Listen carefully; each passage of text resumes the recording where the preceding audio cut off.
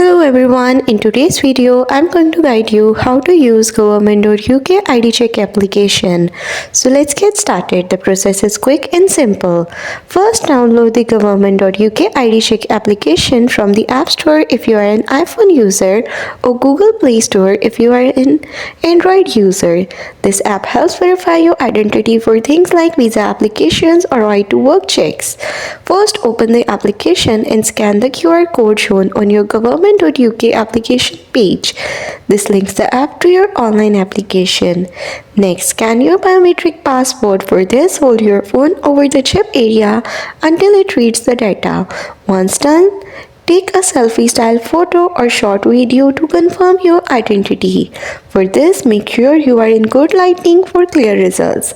Once verified, the app will confirm your identity and syncs automatically with your application. And that's how to use the government.uk ID check application quickly and easy. Thanks for watching. Don't forget to like and subscribe.